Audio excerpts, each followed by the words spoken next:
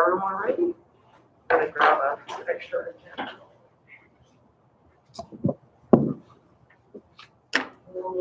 That's right.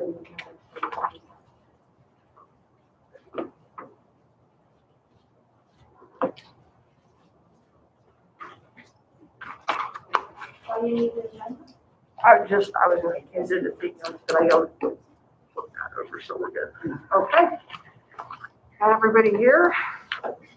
We'll call the meeting to order and rise for the Pledge of Allegiance in a moment of silence. I pledge allegiance to the flag of the United States of America and to the republic for which it stands, one nation, under God, indivisible, with liberty and justice for all.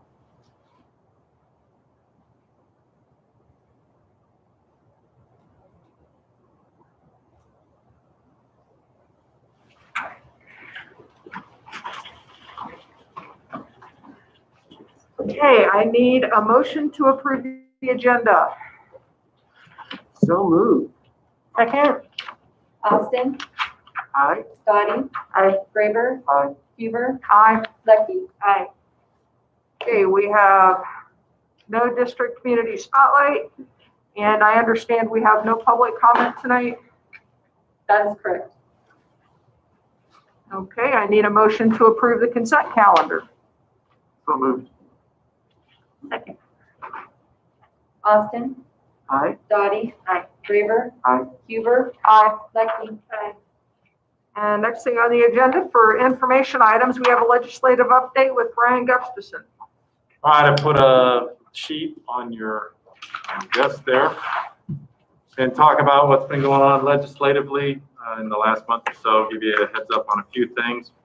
The big thing that we had talked about in early December was let's wait and see and watch the December forecast, as that's going to give us the first step in an idea of what our budget next year looks like. And overall, the forecast was really pretty positive. The state of Colorado economic recovery continues to outpace expectations. And last time we had talked a little bit about this idea of a K-shaped recovery. And so I gave you an illustration there for the Justipedia. Basically, we've got, many households and businesses that are recovering or have recovered to levels pre-pandemic, while other parts of the economy are recovering at different rates. And so this is not based on any specific numbers, but it illustrates the difference there, that K, that split in the economic recovery. Whereas you look at the blue line, that includes like your retail and technology, software services, things like that. And that orangish red line, more of your entertainment industry, travel, hospitality, food services. And I think we've probably all experienced and observed that here in the last handful of months, that divergence in the economic recovery. So obviously nothing specifically, in school finance right here at this location we can do about that, but it's what we're monitoring. One of many things we monitor as we think about the budget, as we're revising it now and then going into next year. But overall, however, the revenue outlook is released by the Joint Budget Committee and the Office of State Budget and Planning. While somewhat positive, remains fairly uncertain, right? The end of 2020, we saw that pretty significant spike in the COVID-19 cases throughout the state and experienced that through December. Of course, there's the late 2020 federal stimulus package, and I'll talk a little bit more about that. The economists are interested to see what the taxpayer behavior is when it comes tax time and reporting their taxes. And that may have an impact on how the March forecast looks as far as the state of Colorado economy. And then, of course, the big news right now is the development and distribution of the COVID-19 vaccine. And in December, it was very positive as far as, boy, that's getting rolled out and states are getting it and Colorado's getting it and communities are going to be getting it soon. And now we're a few weeks in, it'll be interesting to see if that tracks as economists kind of hoped it would, as far as timing. And as we keep hearing, not just getting vaccines to towns and communities and counties, but actually into people's lives.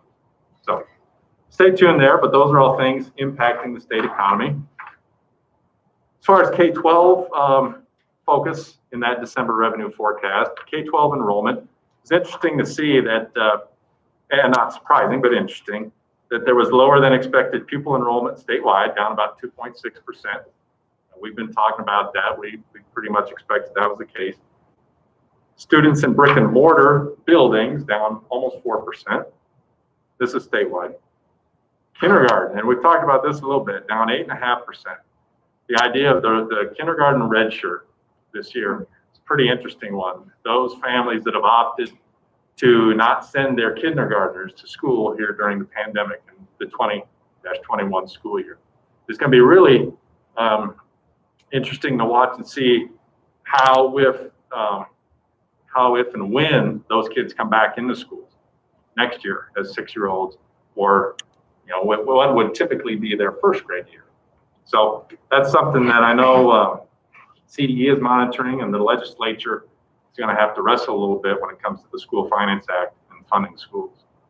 So that's a big number, down almost 9%.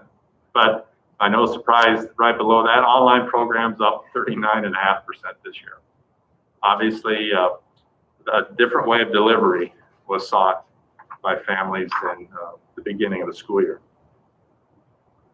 Additionally, things that are going to continue to impact K-12 enrollment are that while there are expectations of a statewide enrollment rebound next year of kids coming back into schools, there, more distant forecasting, extended forecasting shows that really the state expects to lose some students after that. And what's going on is the state of Colorado has lower birth rates now. And we see this in Teller County as well. Lower birth rates and overall a slower net in-migration. And that kind of fascinates me, because I see how many license plates, I'm not going to call out specific ones, that I drive behind through town. And it surprises me that overall in Colorado, there's an experienced slower net in-migration. As we know, though there are pockets that are growing, northern Colorado Springs is really still one of the hotbeds. Up here has seen a lot of growth, but we do know the growth is coming from families without children. And that's documented throughout the state as well. On top of all that, there are communities that are facing housing affordability issues and challenges, and this will continue to impact enrollment places like Teller County and other places. As when and if possible, driven by employment opportunities, families are going to have to move around a little bit, potentially, out of more expensive locations into places that maybe are a little more affordable. So we'll have to continue to monitor that. The at-risk enrollments statewide were down sharply, but it's really hard to put a lot into those numbers, because the free meals that the USDA has basically declared that we provide, or have the option to provide for all, which we do, now through June 30th, has really taken some of the incentive away from families to apply for free and reduced meal benefits. And that's not just here, that's throughout the state.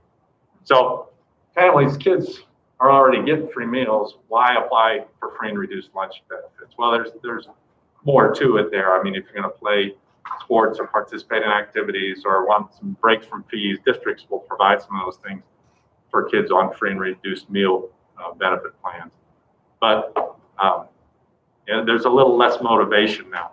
And so I think the numbers are a little skewed statewide on that at-risk number. We'll hopefully see that rebound to a more, I guess, typical or accurate rate next year.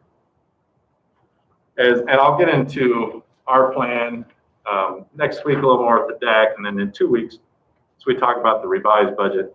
But our plan for this idea of an enrollment rebound, or the kindergarten red shirts and all that kind of thing, is really what we're going to start with. Is we're rolling all of our classes up for next year based on what they are this year. We're going to basically plan on flat enrollment. Now, that doesn't mean that it's going to be the exact same total number, because we're going to bring in a new crew of kindergartners and we're going to roll out a crew of 12th graders. But basically what we're going to do is identify what date we're going to set as our kind of go date, and say, okay, kindergarten of 150, we're rolling you up. We're expecting you to be first graders at 150 next year, and so on throughout the grades. That'll be our initial plan. If you flip that over, I just thought, today I thought I'd throw in some pictures for you guys. That, I think, is a fascinating chart from the Department of Local Affairs. That's in the demography office. Kindergarten enrollment versus live births. The actuals through 2020 and 2021, and you can see that just drop in the black line. That's kindergarten enrollment, I already mentioned, down 8.5%. But that live birth line has been kind of dipping, and it's below that 0% sort of midline, and looks to dip a little bit more. Expect to see the spike in kindergartners and then a drop into 2023. So some tumultuous enrollment times, I think, are expected over the next handful of years. Continuing on in the revenue forecast, a lot of discussion about the fiscal year 22 outlook. We have talked about previously that the governor released his budget request with about an $811 million increase in education funding and throughout the state. But that's basically a one-year only setup to restore what was added back to the negative factor this year. Both the JBC and the OSPB acknowledge that, and acknowledge that in order to keep that going, the state education fund would need to contribute almost $500 million more to education, and the state general fund about 140 million more, and that's likely not sustainable. So that's a one-year infusion of funds back into the system, but then who knows what happens after that right now.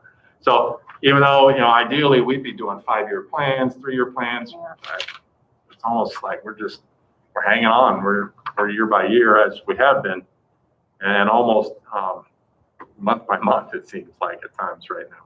So with that infusion, Brian, does that allow us to do some of the large projects that we need to, or is that money not slated for those types of? We'll see. We haven't built next year's budget yet, but as we start getting into planning that, we're going to have to see how this legislative process works and see what those numbers really mean for us. If that is going to stay true to what he's proposed, how much is there.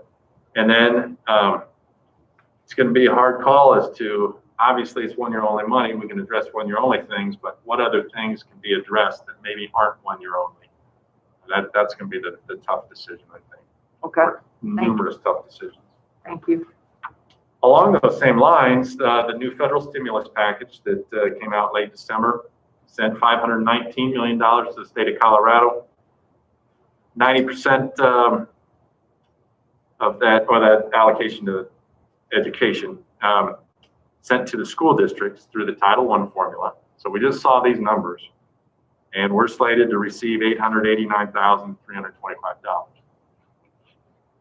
And that's what they're going to call the ESSER 2, or they'll probably come up with a different name, but this is basically, for us, going to be round 3 of CARES Act money. And it will have the similar strings. The hope is a little more flexibility, but similar strings. And when I say strings, I mean like dedicated spending on preventing, preparing, responding to COVID-19, addressing learning loss. That's going to be a big one, and I'll come back to that. As well as trying to incentivize and provide funds for districts to improve air quality in school buildings. And we've addressed some of those things with our first round of CARES Act money, but we'll definitely explore what else we can do.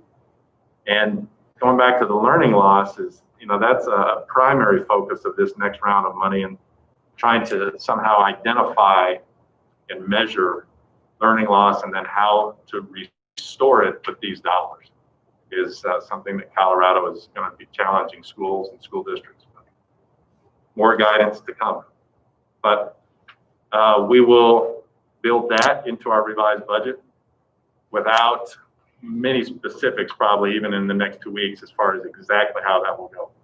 But there's going to be a big chunk of change there that we need to allocate and figure out how we're going to address some of these things.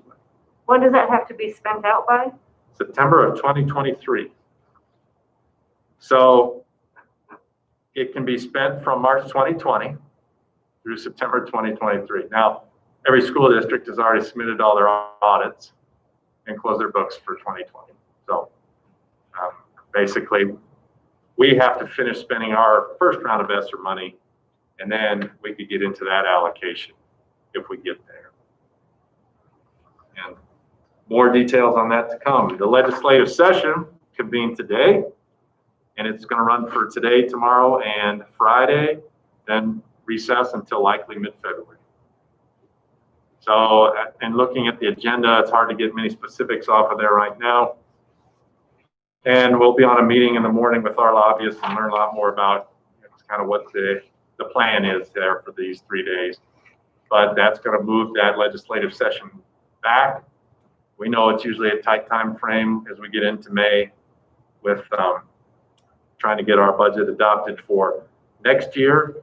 And this is going to probably end up looking a lot like this last May and June, where we're going to be going into June trying to figure out our budget and finalize our allocations and program funding.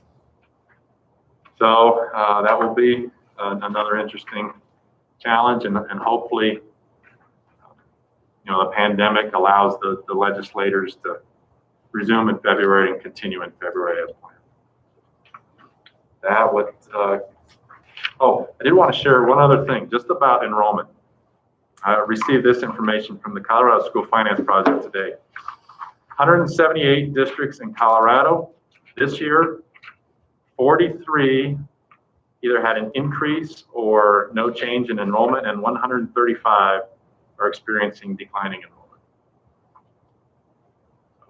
That's just illustration of that statewide number. Yeah, I was going to ask Brian, the numbers that you showed us for the K through 12 enrollment statewide, do we kind of have our numbers for our school and how we compare to those statewide numbers? Oh, yeah, we do, but I don't have them in front of me. Well, that's okay. I just thought that would be curious. I'm just curious what Yeah. that would look like. I can do a little digging here. It's okay. I just remember our number. I think we were 6%. I believe where we were, 6% For the funded pupils. overall, I believe so. was there a larger drop in the kindergarten? I think that's similar to statewide. Probably not as significant, not as much as statewide, but Okay. certainly we saw it throughout our system. I mean, I know the online program's tough because it's like literally everyone's online right now. But I was just wondering in terms, I don't know what they mean by online programs, but I would be curious if our homeschool numbers have gone up this year. Yes. And how much, and then. I can tell you. And our online number, because we run our own online, but then parents also sometimes choose different online programs. But our online programs doubled, from what we have been doing over the last 10 years, especially maybe the last 4 or 5 years. So we doubled the number of students that are doing our online. And it was horrible at the beginning of the school year because the online programs were not prepared. So as we were ordering and getting kids up and running and getting materials for families, they were back ordered. So, it was just one of those years. And we've been running them for a long time, but 38%, right? Isn't that what 39.5% increase? So the online programs were really, every time we'd call, they'd go, we know, but we're just, we can't help it. Yeah, because it was too. Yeah. Nancy, that number is actually for the whole board. We have 50 more homeschoolers this year. I'm sorry, what? 50 more. But do we have, you don't know what percent that is, do you? Well, I can tell you number wise, we're sitting at, we had 128 last year, and we're at 178 this year. Okay. And kindergartners, And most of those are elementary. But those numbers are a lot higher.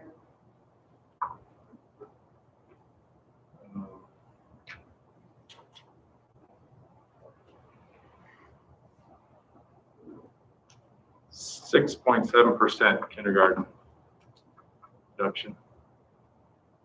Okay.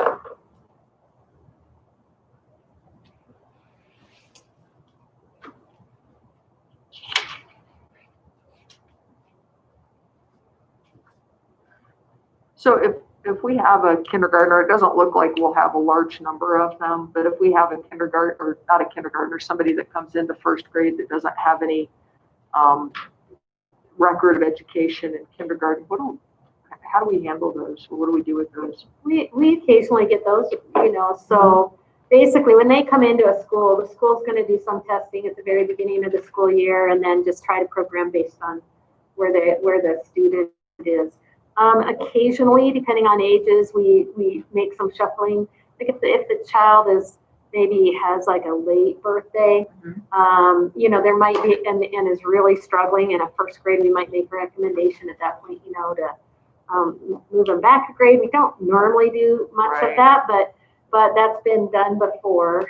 Sometimes the main thing is that we just, every kid that comes in, we take a look at them and then just start the program for what their needs are and go from there. So we certainly have kids that are below grade level in first grade, even some of those kids that we maybe had in kindergarten for various reasons. So we put as many resources on them as we can to get them up to speed as quickly as possible. But it is difficult, so it'll be challenging for some if we have a lot of students that are behind. Some who stay home, do just fine because families are working with their kids and they're ready to go anyway. So, but it will probably be a little bit more of we don't know for sure who we have. Normally, that's the way we are in kindergarten. We get a lot of kids in, we don't have a lot of history with them. So, but our first graders mostly move up. So it'll be a little bit more challenging at the beginning of the year. Okay. Any other questions under the information items, the legislative update? I'll just have this simple. So last year, in response to coronavirus, the key budget I offered my board was the good, the bad, and the ugly. And good was just hoping to be neutral. So am I hearing from you, Brian, that we're hoping to be where we were this year for the most part? Well, in response to the coronavirus? Well, no, just in terms of, getting through this year based on projections and such, that we're feeling like we're going to be in the same place as we were this year to next year, or is there an ugly or a bad and an ugly to prepare for? I'm not tracking. So with what specific? I think Enrollment? Budget. budget. We're trending as we budgeted right now. And we've spent a lot of CARES Act money, so we're probably have a little more available in our general fund than we expected. However, and I'll get into that in 2 weeks, but we're going to expect about $300,000 less revenue. How much of that is attributable to the pandemic? Gosh, hard to tell. But we need to respond to that reality. Yeah, well, but it's going to be an interesting response because our budget's likely going to be larger next year. So it's one of those things where we've been preparing to cut. But if you just look at numbers, it's likely going to be bigger, even with, and it's going to depend on enrollment, but even with some enrollment decline, because there's going to be at least two large infusions of funds. I mentioned 2 here. The governor's 1 year only per pupil restoration of the negative factor. And then this 889,000 is going to be in the grants fund. So it won't be in the general fund. So that's 2 large pots of money that are going to come with either 1 year only type requirements or some pretty specific spending requirements. Well, it sounds realistic, not like the hope and prayer to be the same place. Yeah. What you're sharing. Thanks. And Brian, I just have one other question regarding the bullet that says address learning loss. And I think you said you were going to talk more about that, so I can hold off. But I am just curious about that and where do we think we are as a school district in terms of the learning loss that has happened to date and that we're projecting for the rest of the year, and that, where, like you were just saying, where are kids going to land next year? Are they going to actually pass this grade, or are there kids that are going to fall through and they're going to have to retake Yeah, there's a possibility, like our high school had like 24 hours of tutoring time just alone over the Christmas break, just to get kids, come on, let's keep going. So that's a good example. That's a, It's gonna be those kinds of things. We're looking at probably a pretty healthy summer school. Last year, we were able to offer summer, normally it's free for our elementary, but then we usually have to charge and run only for certain amounts of time. And we expanded that last year. We'll probably do something really similar this year as well. So all kinds of things like that, to be able to do tutoring on the, help kids get catch caught up. back up. for next Mhm, yeah, and we're just now finishing up our MAP testing. So we did some at the beginning of the school year. We'll kind of get a little taste here. High school won't do theirs until, just with their schedule, they're going to do it a little bit later. But we're getting kind of mid-year MAP results, and so that's just a little dipstick into how we're doing. And I haven't looked at those yet. We're just kind of finishing up the quarter on those. So, but we're looking at those as well. And then we do have SAT scores. Well, we will have, this spring we'll do SAT scores for sure, PSAT, and I'll talk about some of the testing things that are coming up. All right, that'll do it for information items. We do have one board action item. It is the meeting notice resolution. This is read at the beginning of every calendar year. So the meeting notice resolution, and it's notification of meeting place. Whereas the Colorado Sunshine Act, CRS 24-6-4022B, declares that all meetings of 3 or more members of any local public body at which any public business is discussed or at which any formal action may be taken are open to the public. And whereas the Colorado Sunshine Act, CRS 24-6-4022C, requires a full and timely notice to be posted in a designated public place within the boundaries of the school district, not less than 24 hours prior to the meeting. And whereas the Colorado Sunshine Act, CRS 24-6-4022C, requires the public place for meeting notices to be designated at the first regular meeting of each calendar year. Therefore, be it resolved by the Board of Education of the Woodland Park School District, RE2, as follows: that all public notices of meetings of the Board of Education of the Woodland Park School District, RE2, will be on the bulletin board in the entryway of the administration building at 155 Panther Way, Woodland Park, Colorado. I need a motion to accept the meeting notice resolution as read. So moved. Second. Austin. Aye. Dottie. Aye. Graver. Aye. Huber. Aye. Lexi. Next is reports, superintendent report. Things here. A lot of you may have gotten a notification that we're moving back to in-person learning on January 25th. Oh, sorry, I passed them on. I'll get one. I'll just walk around. Yeah, we've been watching those numbers really closely. And what we were trying to avoid was coming back and then having to pull back again. And we're kind of hoping that the numbers will kind of hang there for us so that we can invite all students back on the 25th, 5 days a week. And we'll be it will be very similar to right before we went to hybrid. So again, it's not going to be school like normal, like it was last year really, but it'll still be cohorted and kids will be going to lunchrooms in their cohort groups and things like that. So, but instead of having half the class there, the whole class will be there. And most of our classes, and we're trying to kind of limit the size of the classes wherever possible. So in the 20 to 24 range.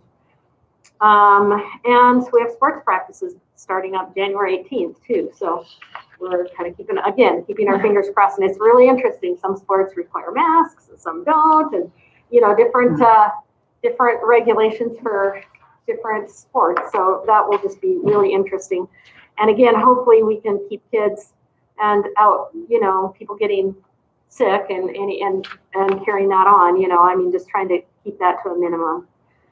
Let's see, then just a couple of other interesting things. Our elementary teachers, we had some new state guidelines for the READ Act. So all of our elementary teachers, K-3, were required to complete a reading course. So up to 45, 50 hours worth of reading instruction. And that was part of the READ Act. The state was pretty late in rolling that out. So when they still hadn't rolled it out by October, but were requiring that by the beginning of the school year next year, there was a little bit of panic. But they do have an online course. So we have a lot of teachers that are working their way through the online course. So that's kind of an interesting piece that, again, all of our elementary teachers are required to do. We're also encouraging all of our 4th and 5th grade teachers, because a lot of our teachers move around, but that will be a requirement if you're going to be a K-3 teacher and you're teaching reading. It also includes interventionists and other staff that provide reading instruction. So that came through legislatively in 2019, but it took a while to get the rules and kind of figure out how we were going to implement, how CDE was going to implement that. We are beginning the first of our state testing. So the Colorado Access is the testing for ELL students. And so that is starting. They expanded the window. Normally it's about a month to get that done, because our ELL teachers, part of the testing is you have to listen to students speak. You have to do it one-on-one. It's not where you can set them in a room and just have them, bubble in or answer on a computer. You literally have to sit with them and they have to listen to you. You have to hear them speaking, and they get rated on their language skills. So the state gave them an extra month to complete this. So we actually have almost 2 months to complete this testing because of the problems of some kids in remote, some kids not in, some kids here. So just trying to manage all of that. And we've run into that as we've been doing map testing even. We've got a lot of kids that it's just difficult to get all of our kids tested, which leads me to the very last one, which has been very interesting. CMAS, of course, has been really, are we doing it? Are we not doing it? Are we doing it? Are we not doing it? The CDE held a stakeholders committee that met all fall to really talk about various initiatives that are out there, like accreditation. What are we going to do with accreditation? What are we going to do with some of these initiatives? And they could not decide, they couldn't come to consensus on what to do about CMAS. Should we hold it or should we not hold it? And there's two pretty strong arguments, on both sides. CMAS, by the way, is ELA, Math, Science and Social Studies for grades 3 through 8. So these are our elementary kiddos.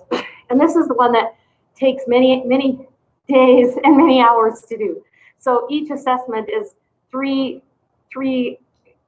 days usually. It could be 3 60-minute sessions or 3 90-minute sessions, depending on what content you're doing for each one of the contents. So there's a lot of hours that are spent testing for the state assessment.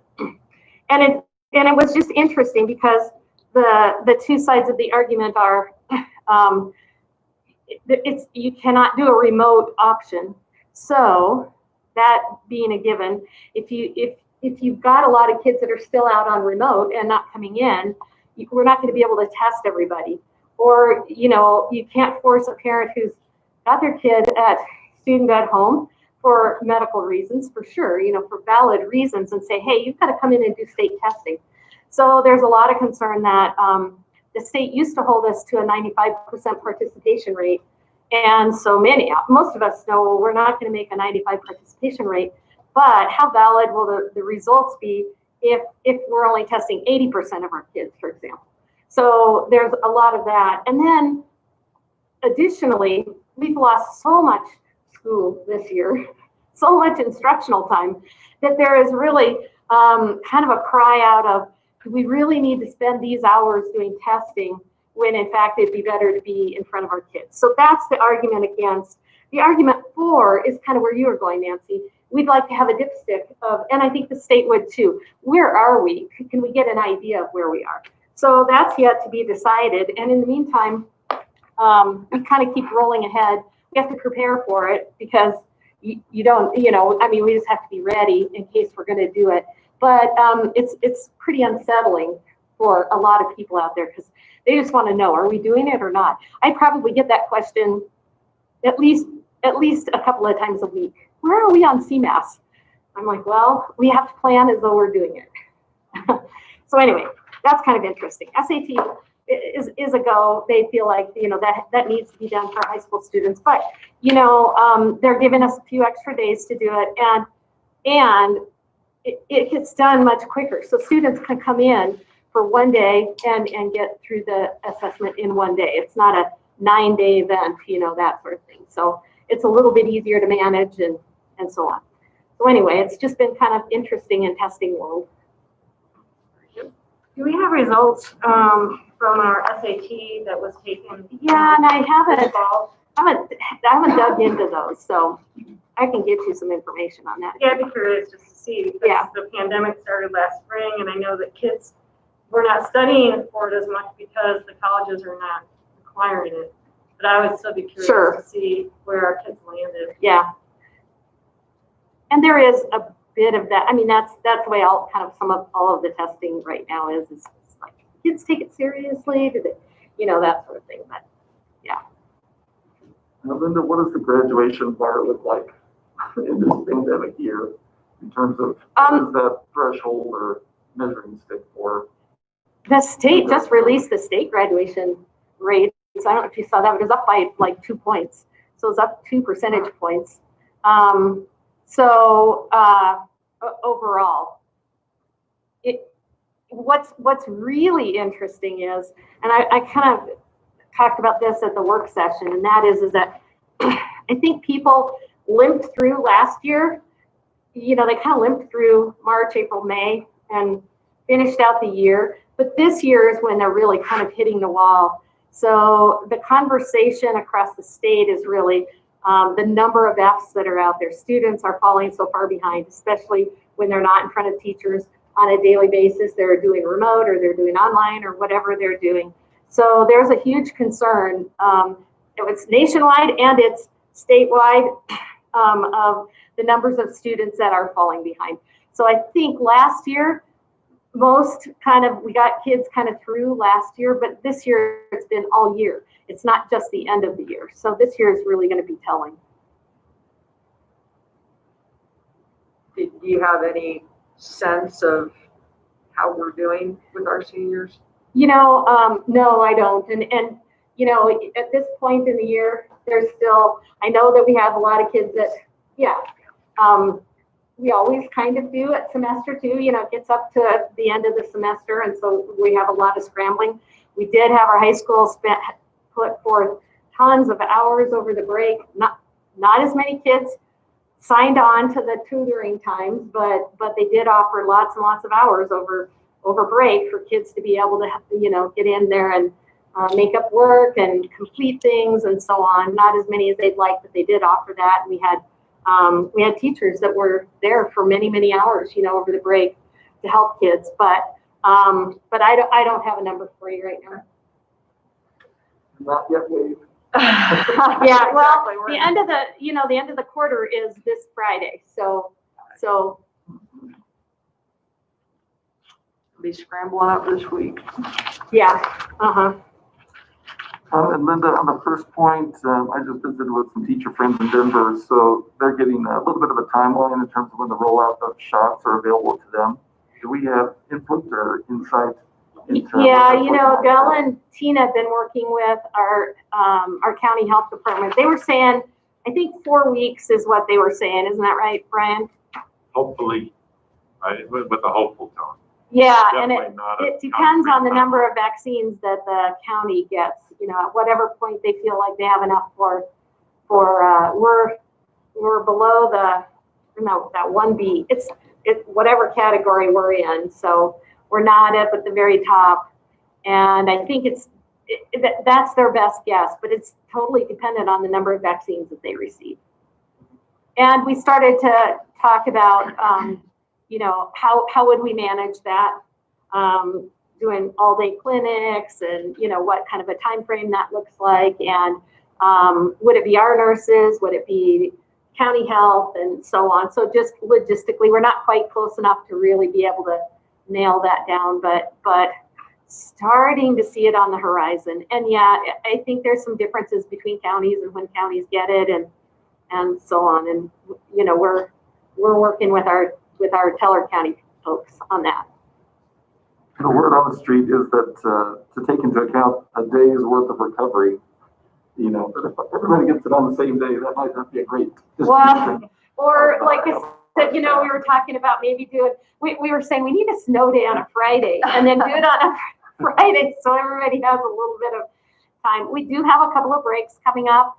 So we've got a February break and we've got spring break, which could fall into some timelines for first shot, second shot. But again, you know, we're just throwing out lots of different ideas and we don't have any plans because we have not yet heard that we're going to be ready to go at such and such a date. We just know that we're in the queue, but we're not, you know, at whatever point they have enough and they feel like we're ready, you know, we'll be ready as soon as we get the okay. And we'll get more information out as we know more. Okay, hospital, police, are you guys on the pecking order? Are you? Yep.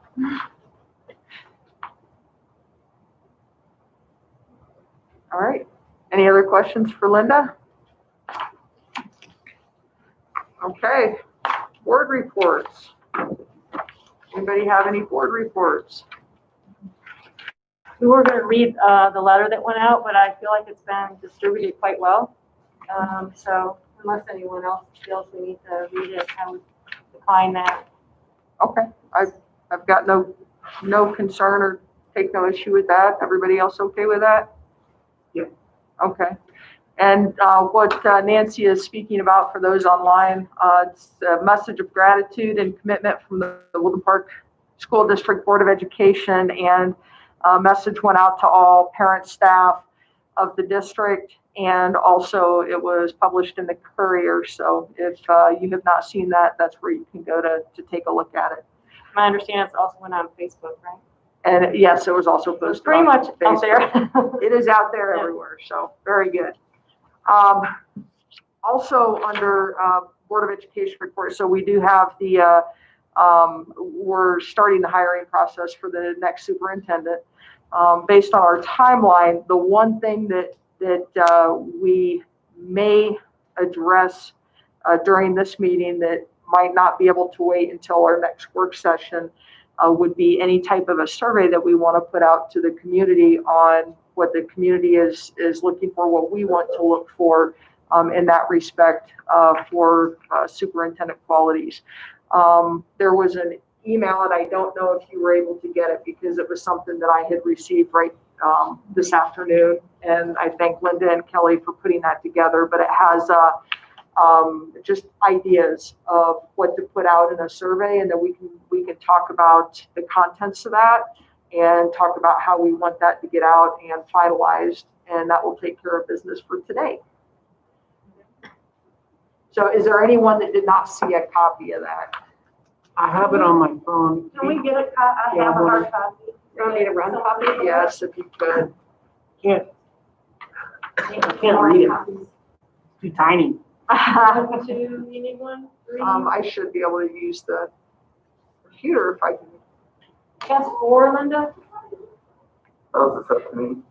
It was this Yeah, afternoon. 5:30. I looked through it. It looked good. I do have a question about when we get to that. I'll just wait, but it's helpful. It's a nice template. There we go. And that's what the intent for sending it out. There we go.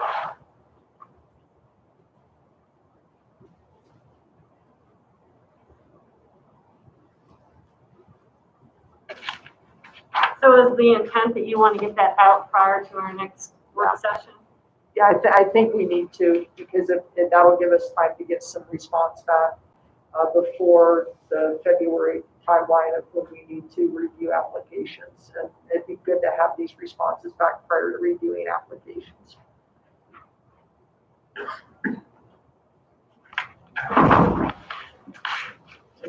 Thank you.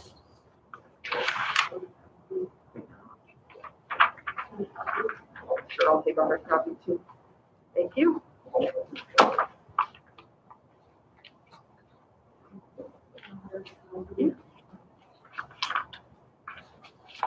Diary.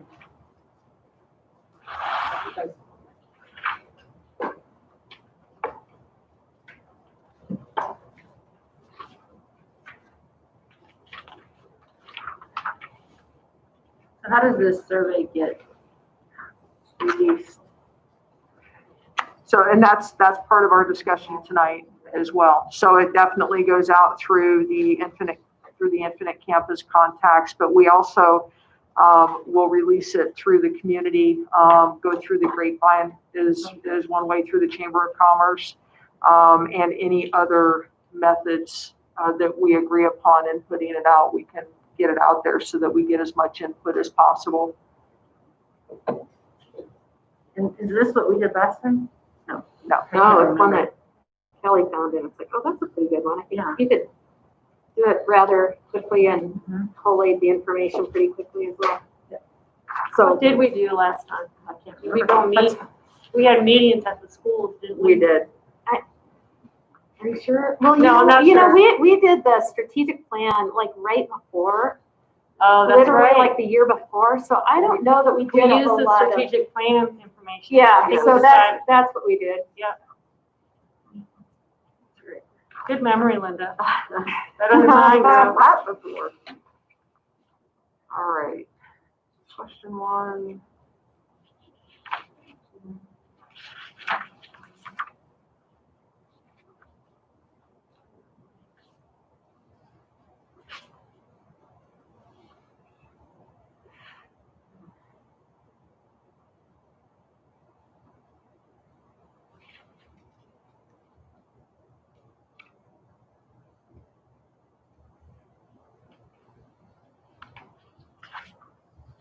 Does anybody, are we good with question one, or does everybody like those categories?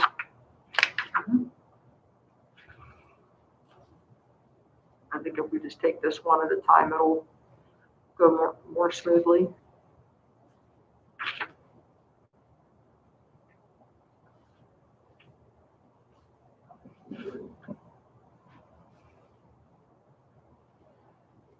I'm fine with one.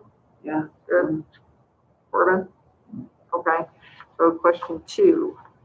This one I copied on I put them all on the same page so you could kind of see them.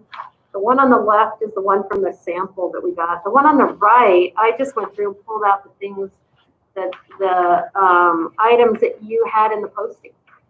So, and some of them I started to match them up and then some were the same and but you might like some more than others.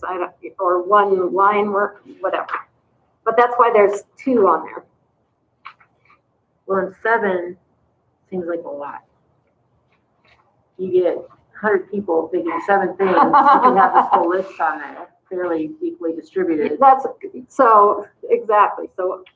What would you recommend? 5? 5? Oh, okay.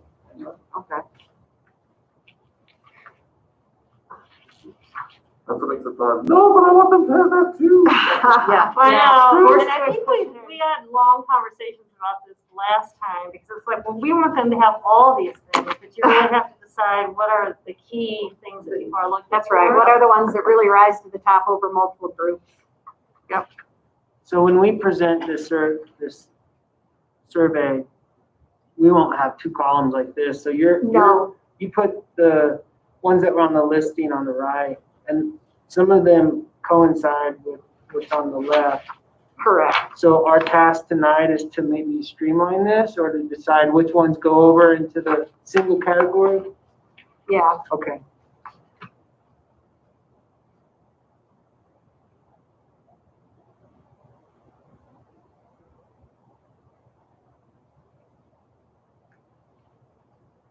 Well, might I suggest, since they were part of the posting, that we go ahead and include all of those.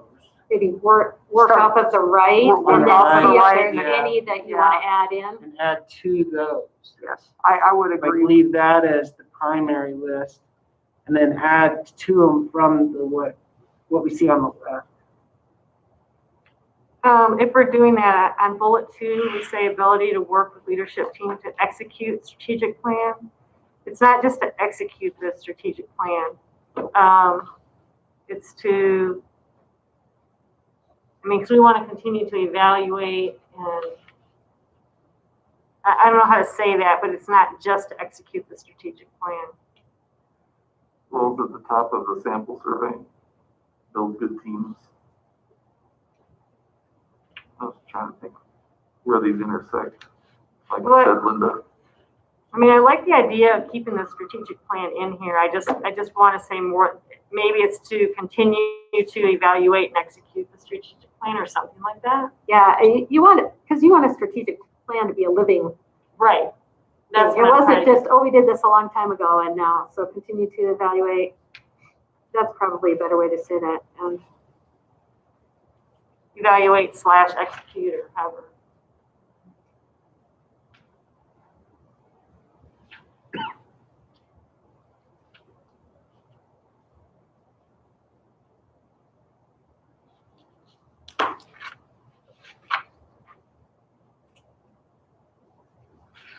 And is throughout one word or 2 words? You know, I had it as one and then it did not like it. So it kept fixing it for me. We have it as throughout in the, it was so funny when I messed with that like 3 times and finally I'm like, whatever. This is only a draft. Yeah. I wasn't sure either after I read it. I was like, well, you could say throughout, but I wasn't sure. No, it kept correcting it for me. It's funny though. Oh, well, maybe because I didn't have the R in there. Ah! Yeah. I might have been doing this very That's quickly. so funny. My mind is like. Oh, wow. No wonder it didn't like it. And then if we want to capitalize the D, since we're looking at Oh, yeah, district yep, throughout. yeah, and we can do that all the way through.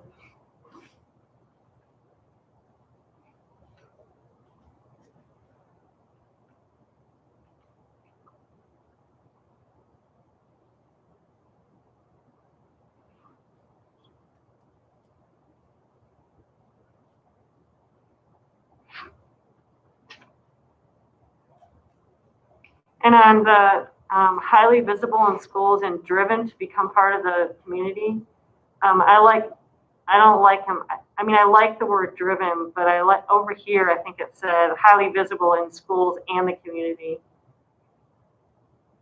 So not just driven, but actually to become highly visible in the community. So I just, thought, Visible in the schools and the community, period. I thought there was one on the left. But yeah. there is like, what about the 5th one that is visible in the school and community is that one. Then you have develops meaningful community partnerships. There's also build community support for the schools and districts. Yeah, I would suggest maybe we say highly visible in schools and community on the one on the right, and then move over the develops meaningful community partnerships to Okay. one we want, right, guys? Are you, I mean, I'm just making suggestions here. And what was the other one that you pointed out? It's like the 4th one from the bottom, builds Builds community community support. For school and district. I think with the 2 visible and meaningful partnerships, Or we can combine the, build, support, and develops. yeah, Um, develops meaningful community partnerships and builds support for the school district or something? For the schools and district?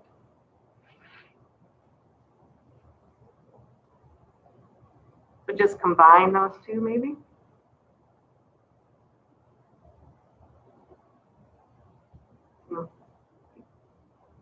Did you follow that?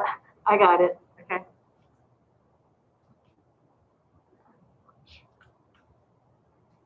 so yeah, basically develops meaningful community partnerships that support the schools and district.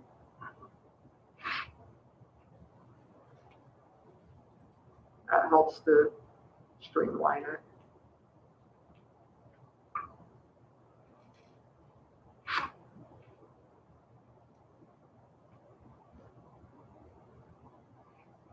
There's a little redundancy, it's not bad.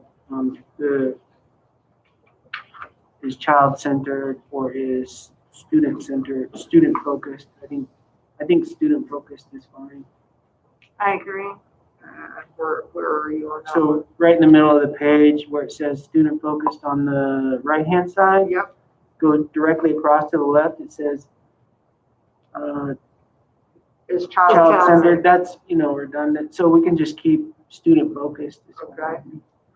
I definitely want the last one on the left-hand Thank you.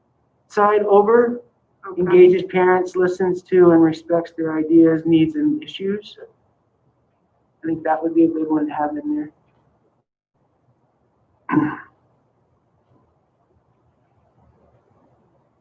I think the one above it's important too. Doesn't that fit with the exceptional executive skills? In the very top? I tied it to that one, but I don't think there's a word to borrow necessarily, but I'm doing this. Yeah, that's fine. Little Spider-Man. So, do you think it fits with and we meld the two, or do you think that the top one takes care of that one that's now on the bottom that has that excellent communication skills, speaks and writing well? Well, communication skills is a huge executive skill. It is. Yeah, that's And fine. I'm with you on that. Okay. So we don't need that second to last one, we'll delete that. The only thing might be that top one is about relationships. Yeah. So do you want to put communication and relationships kind of together, or do you Yeah. want those called out separately? Experience in communicating and building effective relationships. I think if we combine too many, then it limits people's opportunity to put the weight on one particular side or the other. They're gonna have to pick the whole lump. Yeah. So I think keeping it more succinct, like Simple. distinct. So I think the relational dynamic of the executive skills is really good. That's pretty distinct. And then in addition to that, another would be the excellent communication skills and speech minds. Well, I think it's okay to have both of those. Okay. So, do we want it to read exactly like the one on the left, or do we want to modify that one? I think it's fine. I just like it has excellent communication skills, period, actually. Okay. But that's just me. Yeah, that's fine. I did not like the end of it, so I Yeah. agree with that. So once we're finished with that, we can move up one Uh-huh. on the left-hand side. Is that the same as third from the bottom on the right-hand side? Sound financial skills? Is that the same as understands finance business side of the district? Because I don't know, like, I like the one on the left. Yeah, the one on the right's too simplistic. Mhm. Sound financial skills is not broad. I mean, it's too broad. So we can remove the left one to the right and replace the sound financial skills. Replace that with understands finance and business side of the district. Got it. You also have the one up above, which includes more knowledgeable of Colorado finance law and assessment, kind of threw in a bunch of things in there. I'm sorry, where was that one? That one's about fifth one down. Oh, yeah. I think that's good. On which side, the left or the right? Right. The right. I'm not sure what it means by and assessment though. What's that mean? Means that Well, they can assess it or is that Colorado something- finance law and assessment. So I don't know if that's about assessments. I I'm not I sure. think it is. I think it was because it's the finance law relating to education and assessments is what I think that is. If it was, And you could maybe just do, well, understands finance and the business side of the district. I mean, you've got that one. I don't know if you need to have the other one up, the knowledgeable of, I don't know. You do kind of want them to know the law. Yeah, they're. Well, those are they're three different. distinct things, so they Yeah. could be great in finance and not great in law and have no idea about assessment. Yeah, see, they don't really, They're And not all, I think we all three cover different. those through the other, except for law. I know we cover finance and I know we cover assessment. But I don't think we have one that specifies the law. Maybe we're just knowledgeable of Colorado law. Yeah, knowledgeable of Colorado school finance. Um, I mean, the whole thing that says business side of the district, I mean, they're not even in our district yet. I mean, what are we saying? We mean more general in education, right?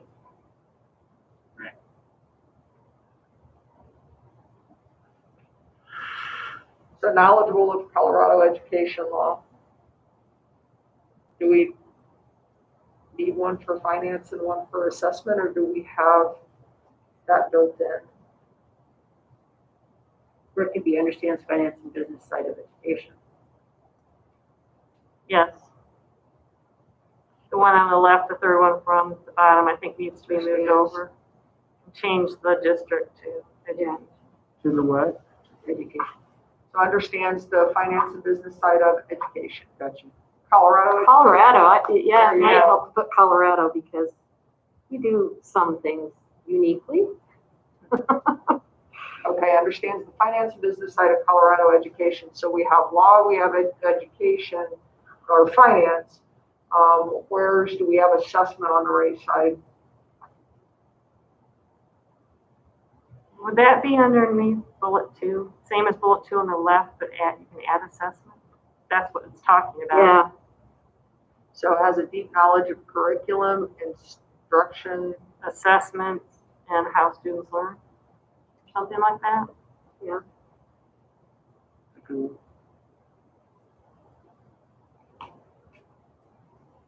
Okay. yeah, that's a good place to put that one in. Okay. Cut this. So is that in lieu of, are we removing on the right-hand side, 1, 2, 3, 4, 5th one down? Is that what's happening? But we changed the 5th one. We have, where to go? Knowledge of Colorado. There it is, knowledge of Colorado education law Okay. and understands finance and business side of Colorado education. And now this one. Is that one and the same? No, there's a Those 2. are two It's different. two different bullets. Great. 3 different bullets. Great. Then the last one has a deep knowledge of curriculum, instruction, assessments, and how students learn. Great. Okay, I like number 1 on the left.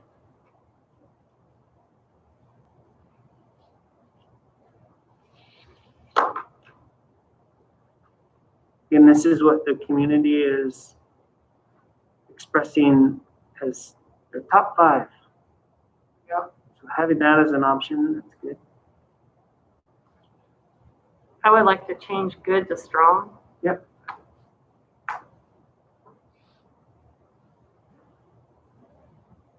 And I like number 3. I'll second that. That's why I signed up. It's all right.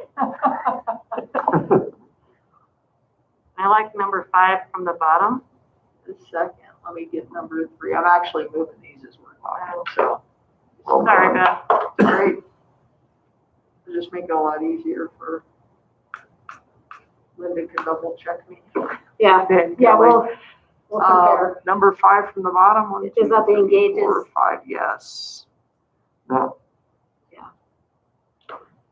I drew a line from that to the third one on the right, but they do seem kind of different. See, 3rd one on the right.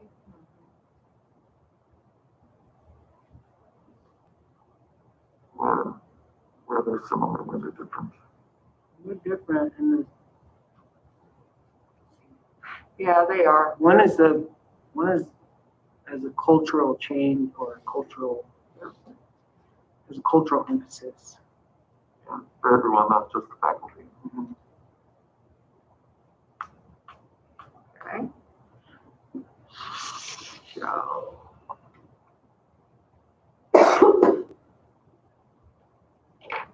right now, the ones that I have left on the left that are not included on the right are number 4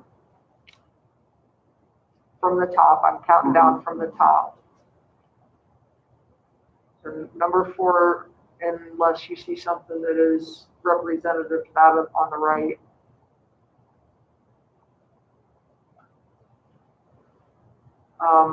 I feel like that's a little bit about the engaging the faculty, engaging the parents, the listening, the respecting their ideas.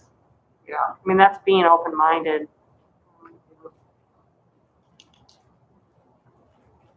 Number 5, the next one down.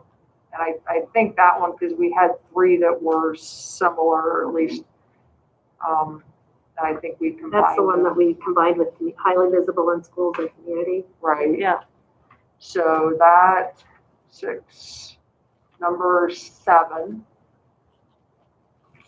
That's the same as 3. No, Third one over. yeah. Okay. And number 8. I like that one. Is there anything that fits on the right?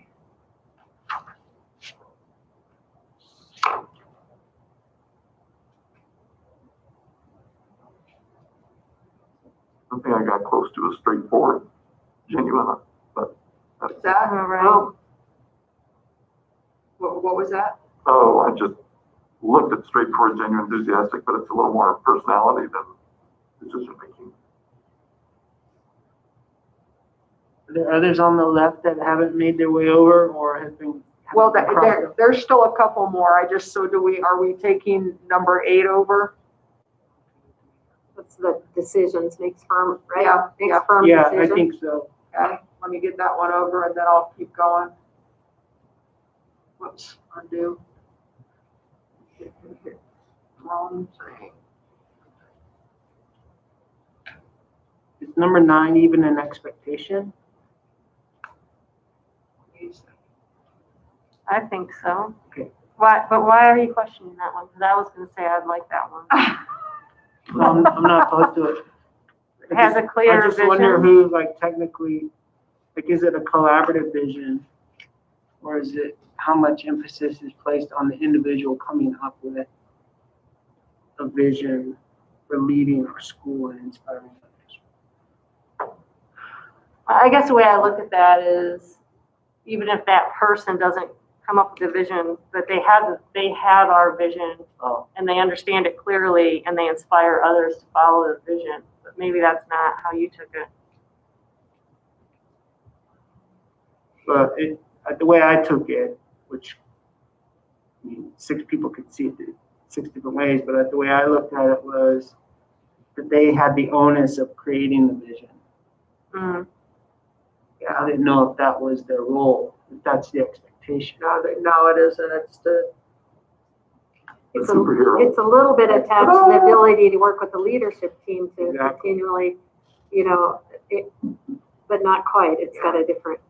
I think that the piece that really needs to come through on that one, that might not be somewhere else on the right, is the inspiring. Well, It's the inspiring others. the bullet is not about vision. It's It's about leading. It's about the It inspiring. says others. having a clear vision for leading. So they have a vision for leading. Oh, okay, gotcha. Yeah. School, Gotcha, gotcha. and the leading is what inspires others. It's not Gotcha. about a vision of the school, it's about the leading. Great. Well, maybe I'm the only one who's gonna see it that way.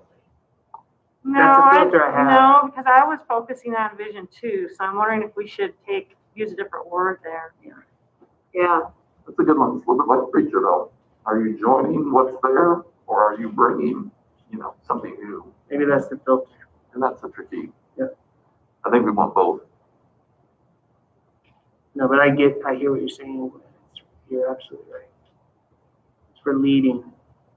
And I think that's what. And the inspiring part is good because you want people to Vision might follow be you. the catch-up word, What's that? the trip-up word. Vision. I mean, really what How that. about approach? has a clear approach or has a clear approach for leading our school that inspires others. I don't know. That works. That approach is Yeah. probably better. Then you don't get off in the wrong. Yeah, where Chris and I And, were. how about I was with you. You were carrying me over, man. do we want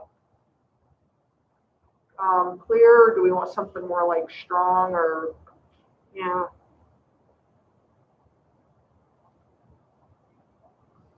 When? I don't know if strong is the right word. I was thinking steady, but I like that.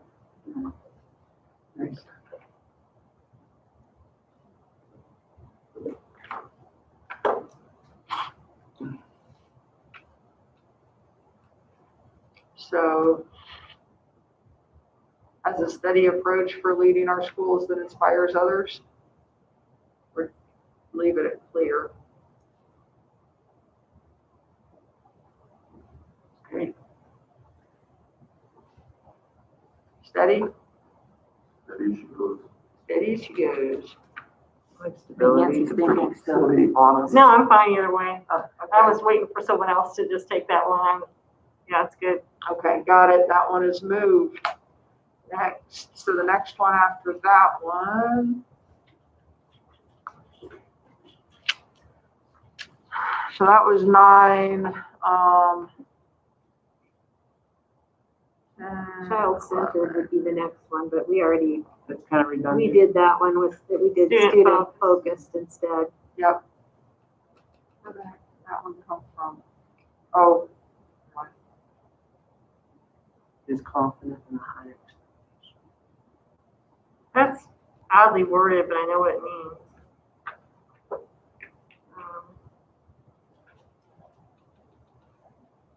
Kind of like works well under pressure, right? Or it to make really is. the confident Yeah. under pressure.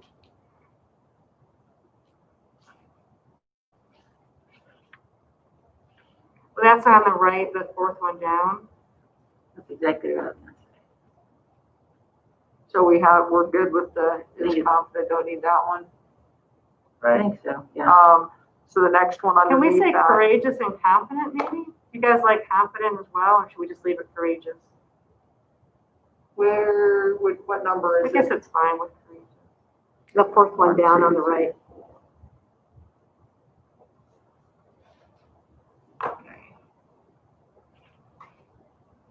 You can just leave it courageous unless someone else thinks we should add confident. Kind of the same How thing. about just confident? I kind of like confident better.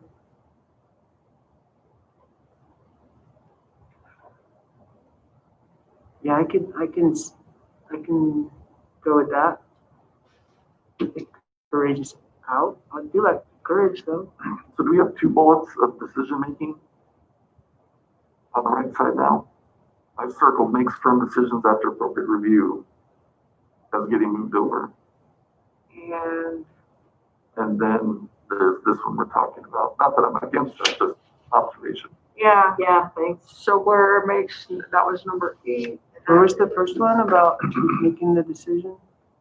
It's It's number 8. Number 8. Number 8. well, and while we're on that topic, if you keep going down, there's the next one we were gonna hit. It says is collaborative includes others in decision making.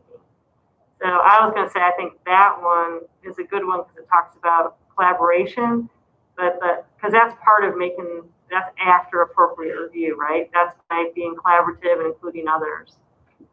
So if we say that piece of it's covered by, if you guys agree that is collaborative, and then the firm decision is covered by this one, then we can get rid of the makes firm decision after appropriate review. Did y'all follow that? I did. Okay, Go into the So second get- half. So get rid Not the of first half. makes firm decision after appropriate review and put in is collaborative and includes others in decision making. Correct. and keep the confident in making or courageous, either one in making tough decisions. Right. And do we want courageous and confident or just courageous? I think one or the other. Whichever one you think best. We'll leave it courageous. I think that's a little more, a little stronger. And I do like hold others accountable. And that would be the last one. Great. Walks on water. So Would let me, that, would that? Walks on water. We still have ethical What do we want to standards. difference? yeah, Yeah. And that's weird. I don't even. We want all of these. that, but, I mean, if they're not ethical, then, Right. I mean, everyone's gonna want them to be ethical. I think that was taking up a just number. taking up a number. I mean, that's like, at the beginning, you said assuming honesty and integrity. You put ethical in there too. Well, I guess I like the construct that versus just holding others accountable, but also themselves. Is that ethical? What's the word that holds yourself accountable in addition to others? I think, yeah, that's Integrity. integrity, Okay. yeah. I think. Just that So, it's not a one-way street. Assuming Put the- ethical, put the- honest, and yeah, integrity. I don't know how you want to say it. Ethically, honestly. let me get back up there. So what I can do, I'll save this one page, Linda, and send it Send it back. back, yeah. Well, actually, you probably can't. Do you guys want to see it, or are you good with the understanding the changes we made through the? I just do the spell check and make sure that Linda puts the R in. Yeah, make sure I spell throughout. Why is this not taking this? It keeps correcting me and separating. All right, that moves us to. I was going pretty fast this afternoon. Yeah, that moves us to I question don't know how many 3. times I've done that. Deep ranges. Yeah. Oh, I've done that tons of times. And then I went, oh, wait, I see it. Okay, question 3.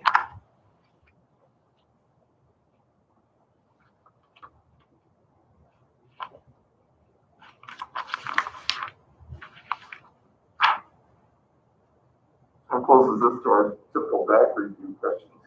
It's not spot on. To our what? Back, DAC review. where we do the little vote. Yeah, These look pretty consistent. they do. And, you know, I mean, they're, yeah.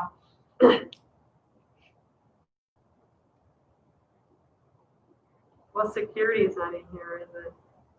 Is there safety? But that's a good one. We need that. Let's see. Security, safety.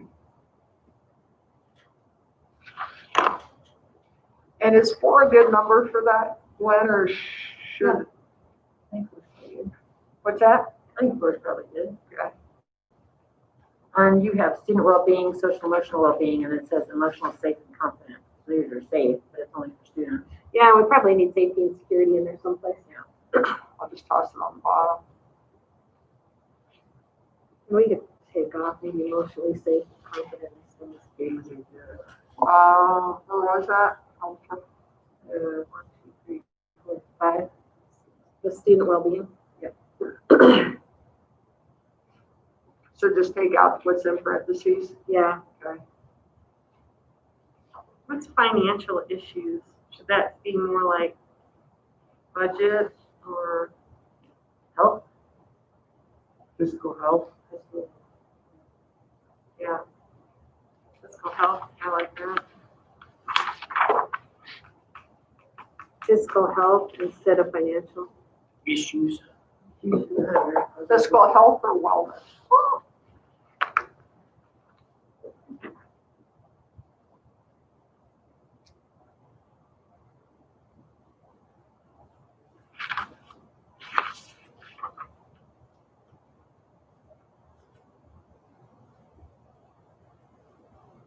And are those all the current next generational skills, since those really change a lot? That Yeah, up to they date? had on theirs, they had 21st century. And it's like, oh, we're kind of into the 21st century. So I did. That's some my liberties point, with that that. we had taken that out, I think, a few years ago. Yeah.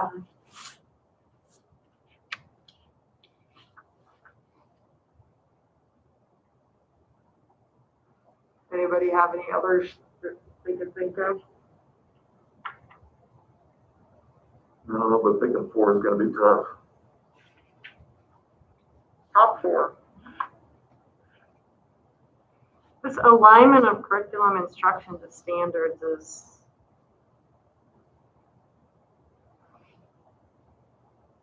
A little too much. well, I'm just trying to understand what we're trying to say. I mean, to what stand? I mean, I know what we're trying to say, but I mean, that's just a given, right? I mean, to what standards are you? Well, it's Colorado standards, and we use the critical concepts that just further articulate them from the Colorado standards. But there are a lot of places that aren't very aligned. I mean, people, Maybe we just need to add Colorado in there? oh yeah, you could do that. Alignment of curriculum instruction to Colorado standards. Yeah. Yeah, and like I said, ours are actually aligned to critical concepts, which are in turn aligned. So an alignment of curriculum concepts / instruction. Yeah, it's fine the way it is. People won't know what that is, so. Okay. I mean, it's better to have it more like this. This is, More layman's. yeah. And then is the relationships with staff and community members, is that, relationships between the staff and the community members? Is that what you mean by that?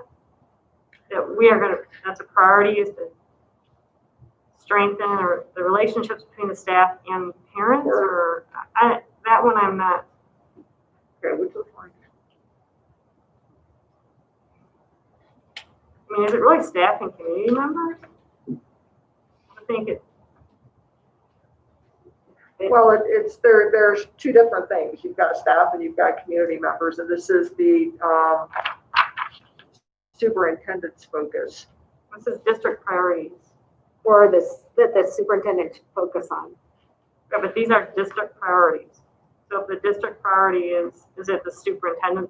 So you're saying it should say the superintendent's relationship with staff and community members? Because we have parent and community communication, number 3.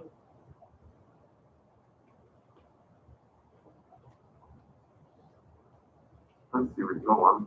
Yeah, I do too. Maybe to streamline it, we leave relationship with staff there, move up to number 3, parent and community communication, but maybe it's parent and community relationships and communication. Just combine the parent and Well, yeah, and I guess I go back to, I mean, this is different than what we just did. The stuff we just did were the characteristics, right? Things that you want the superintendent to focus on. And I'm just trying to straighten out this in my head, guys, because it just says, which of the following district priorities? So to me, this is not the superintendent priorities. It's what, for our whole district, what should this person, he, who should be focusing on for the district. I don't know. I guess it's fine. It just sounds. So the one right above, the first one is professional development of staff. That's Yeah. definitely a district priority. Yeah. Well, and does our strategic plan get amalgamated into this Yeah. in terms of what our priorities are as a district? Yeah, so we have, if you're looking at our pillars, we definitely have, we do have communication. We do have social emotional, the social emotional wellness of our students. We do have academic growth. And I said communication. Oh, and then, our teacher, Educator talent. yeah, uh-huh. Where's the educator talent piece? Well, it's Professional development. Kind of, the but- first one. But there's probably a better way to say that, which is really a focus on, enhancing educator talent or something to that effect. It's more than It's more than professional. it's more than just development. This sounds like professional. they're taking classes. Yeah, Yes, uh-huh. so instead of professional development for staff, it's, Copy this. Well, the educator Educator talent primarily is supposed to be morale and motivation in the workforce, and there's that little sentence in there. It turned into staff development, so.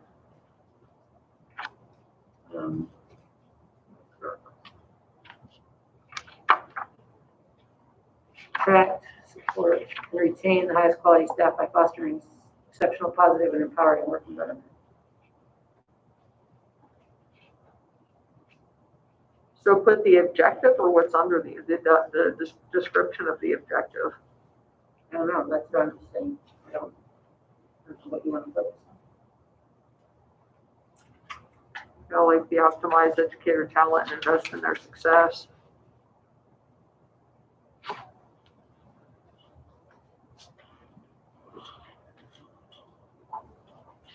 Thoughts?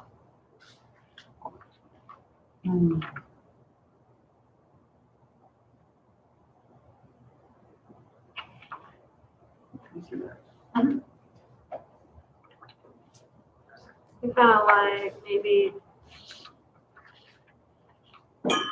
foster exceptional, positive, and empowering work environment. I don't know. I don't know. No, like, Yeah, like that. I mean, I guess I want to get away from, because we could take each one of these and copy these objectives into here. But these are our priorities, this is our strategic plan, so, That's right. you know, I kind of don't want them not to choose one. you're just saying foster an exceptional, positive, empowering work environment. It's great. Some people Got it. may really want that to be a focal. And do we Jim, that's you to go.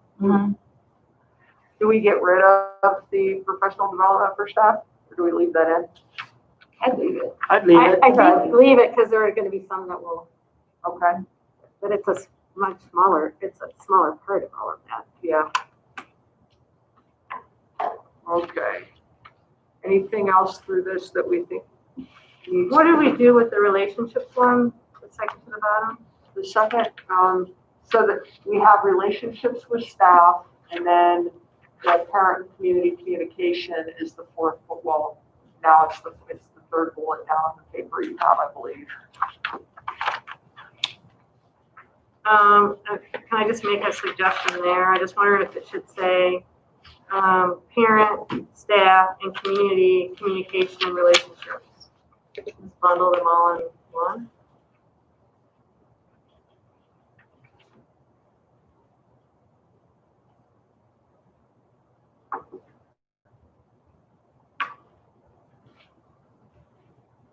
I think communication and relationships really tie together. What do you guys think of that? Yeah, maybe I didn't quite hear. Did you add staff in there? Yeah, instead of the one over to the right, which right now it just says relationships with staff, we took out that and community members. I'm saying get rid of that and then beef up this third one to say parent, staff, and community communication and relationships. I would offer that maybe parent and community communication and relationship could stand alone. And then the new one that we put in there about fostering could have something in there with relationship. I like that.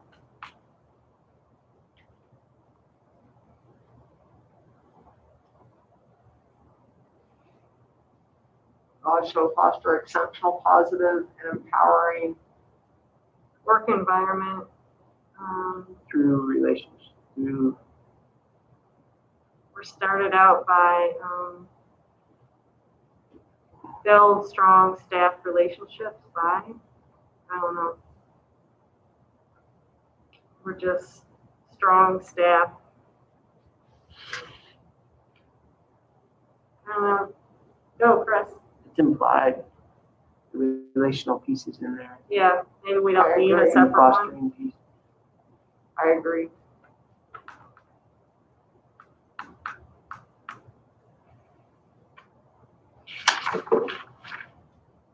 Okay. Is that good for 3?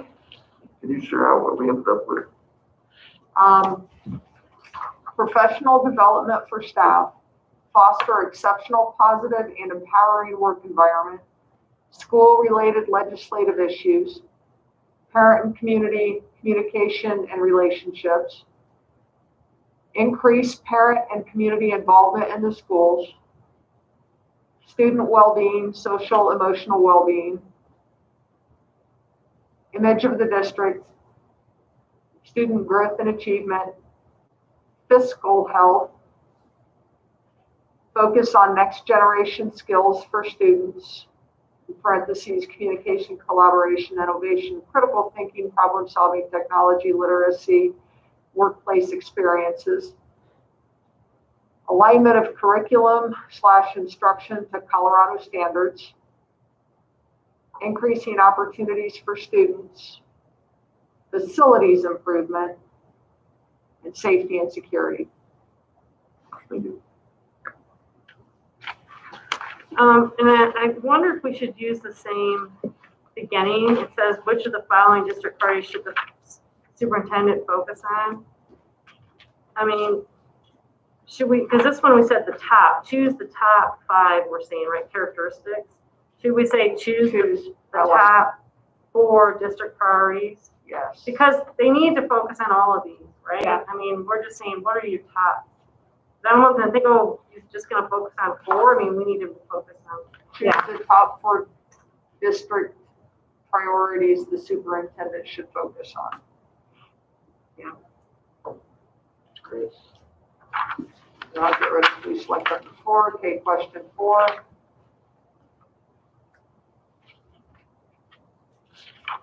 I think the top part of that is clear to me. I think when it gets a little bit confusing is when we start, if you want to ask more.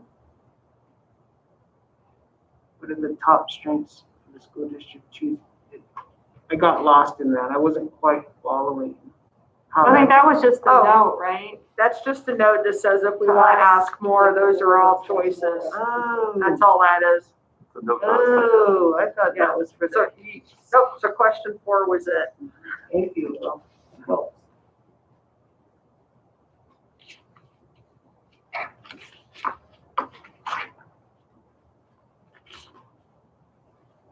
I actually really would like to I would like to see what people choose with these.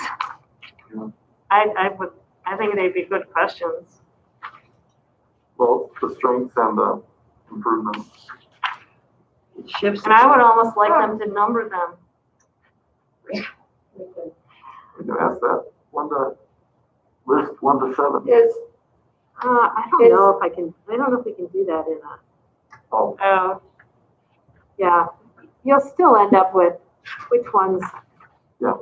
You know, and the count of each one will flip to the top. Yeah. Give us a. and that would be informative for a new superintendent, yes. but is that something that would be better for, I mean, the purpose of this is to get input on the superintendent search. And what I don't want to do is muddy those waters. Yeah, While I would like input and I would like to have information on those, I don't know that this is the right venue for that. yeah, and I understand that argument. Let me just throw this at you. If we do say, well, these are the strengths and these are the improvements, and there's like 3 that float to the top in each, then I might look at the superintendent coming in and look for someone that can really work on, has a skill set to work on the improvements that are showing. And I don't know, you know what I'm saying? I do. And as a school board, I want to know that. I know, and I do. And I as a, just- and as a yeah. director coming in, Uh-huh. so I don't think that muddies the water, because that's a piece of the pie. I'm inviting you into my house. Here's what the house you get. Well, we'll and put those 2 together.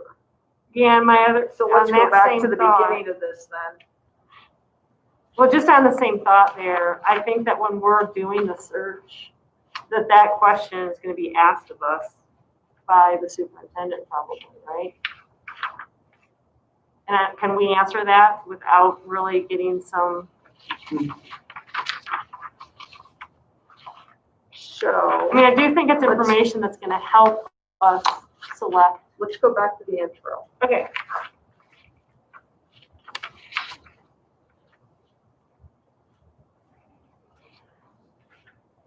So the board is seeking your input in this process to assist in identifying key attributes for this person. What can we expand, or do we need to expand the intro to include those last 2 questions? I think We could get rid of key attributes. Go ahead, I'm sorry. I was just thinking you introduced the two sections, so you can say something like, to help select a superintendent is often helpful to help, say the wordsmith, to be aware of the community's perception of strengths and improvements in the district. This may also provide opportunity to search for skills that will help, address these, I don't know, issues is the right word, and then here's your question. To help select the superintendent is helpful to understand the strengths.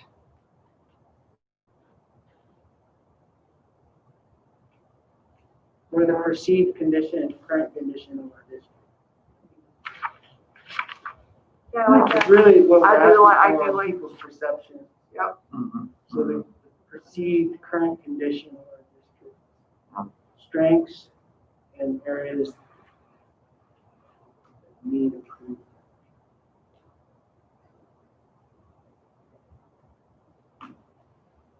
Strengths and areas that need improvement.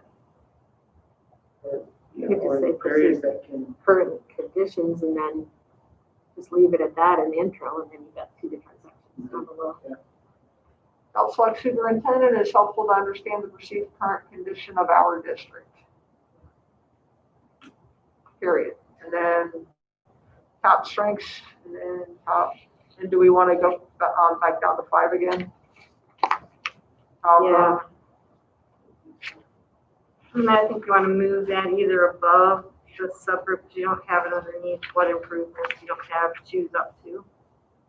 Yeah, okay, so we'll do, so it is, what are the top strengths? And it's What are the 5 top strengths? You Five. say that. yeah, and that would be better to put it in there. I mean, just be consistent however you're doing it with the others. Choose the 5 top strengths. Select, choose.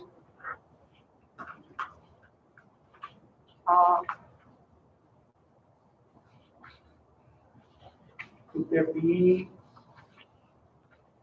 room for a comment at the bottom if one of the strengths or one of the areas of improvement is not listed? If someone perceives that it is a strength or that it is an area that needs improvement?